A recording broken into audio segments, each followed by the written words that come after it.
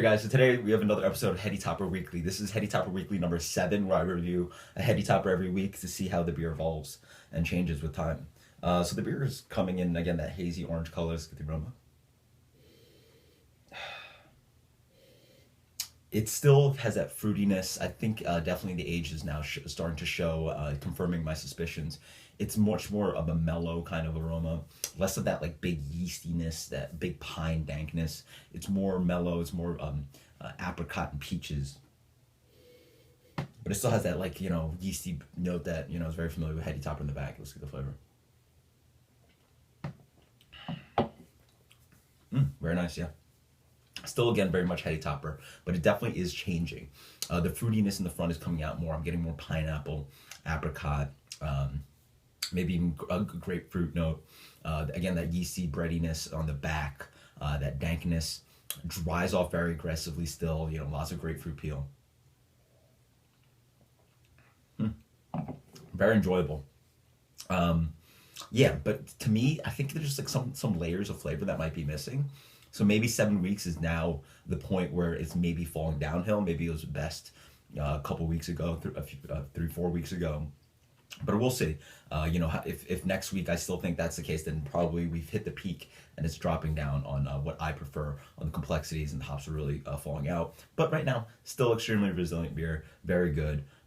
Yeah. And actually, guys, I want to talk about something about hype versus quality. This was posted on Reddit recently, and it's sort of like the opinion, like the question of what is hyped and what really stands up to the hype. Where's that balance between hype and quality? And to me, the number one thing is just you have to drink more beer. You have to sort of explore it. You can't. I personally can't answer that question for anyone. The entire fun about craft is to be able to do that yourself and sort of figure out like, hey, this is what I like. This is what I think is great. And yeah, that's the awesome thing about craft. But moving on, I do sort of have some quick opinions about that. I think the most highly rated beers, if you go on Beer Advocate's top 250, it's I could sort of categorize a lot of them under hoppy, IPA, double IPA, barrel aged stouts, and then sours. Those are the sought after crazy styles that people go after. And for hype, I think number one with hoppy brews, you cannot be disappointed. You will not be disappointed by it. Heady Topper, Alpine beers, Hill Farmstead beers, Three Floyds, Toppling Goliath, Lawson's. Those beers are just not going to be replicated by something you'll find on the shelf. I think Enjoy By and Sculpin are very highly rated double IPAs that are top tier quality, really good stuff, but they're not really to the level of what you're going to be trading for if you're getting Alpine or Hill Farmstead or whatever, Heady Topper. These are just different approaches. That the ability of how these brewers are able to extract so much from these hops is just a different experience, and that's really where I think quality lives up to the hype. As for barrel aged beers, I think I just go back to Bourbon County and maybe Parabola. I mean, Bourbon County, Firestone Walker, and Goose Island are pumping out tons, like a humongous production of these brews. And to me, in the end, you can go crazy looking for Black Note or Barrel Aged Plead the Fifth and all whatever. But in the end, Bourbon County is very accessible for a lot of people. Even if you can't get it at the store, it shouldn't be too hard to trade for. And in the end, that is where I think that quality lives up to what the beer is. And so don't go crazy going after XYZ barrel aged beers. Just go after Bourbon County. For sours, it's a lot harder. Sours, something like Cantillon Fufun or Russian River Supplication. These are going to be just hard beers to replicate. They're so different. But I will say that something like a Rodenbach Grand Cru can stand up to that quality. Maybe even a Tilken Goose. So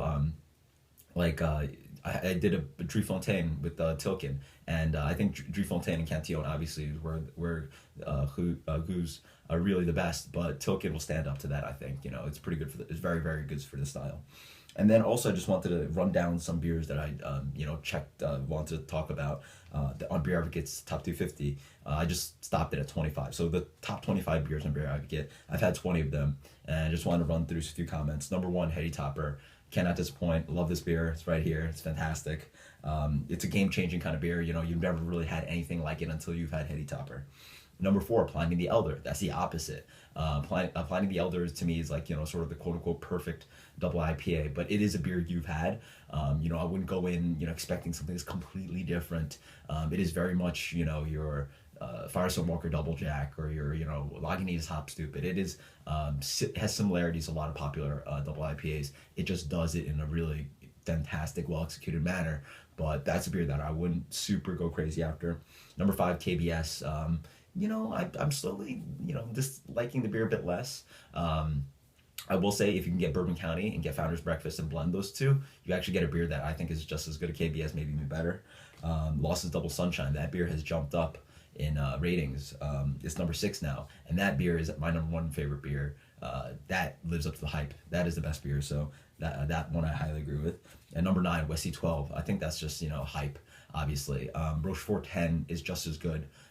People have done it blind actually, and I've had both, and Westy 12 is great, but Rochefort 10 is great too. And so yeah, that's a hyped beer to me. Proprietors number 10. That beer is crazy to trade after. Bourbon County Proprietors. That beer to me is also a bit hyped. Regular Bourbon County is just as good. If you toast some coconut and press it into Bourbon County, you'll get a beer just as good. Nothing to go crazy after, but it's still number 10. And then all the way down on the list to 23 is Founder's Breakfast Stout. That beer very much surprises me to be that high. I think it's actually very overrated. I think something like Terrapin Wake and Bake is just as good. It's a good coffee brew, but I think it has it's just not that crazy of a beer that I think it should be 23. But highly accessible, still a very good brew. So and then number 25 is Sukaba, Firestone Walker Sukaba. Probably harder for some people to trade for, but still. Really incredible stuff. Firestone Walker again is still putting out a lot of brews like barrel aged brews like Goose Island. So Sukaba and Paranabola shouldn't be too crazy to trade for, but that beer still stands up to the hype to me. That's one of the best. Sukaba and Bourbon County Barley Wine. Those are two fantastic brews, and those lives up to hype in my mind. So yeah, if you guys have any questions or comments, let me know in the comments below. I just wanted to sort of give you my opinion on the difference between hype and whether beer quality wise stands up to that hype, and sort of also just give my opinion and sort of give a recommendation on what beers to go after, what to seek. That's just my personal opinion on things. So until next time, guys, cheers later.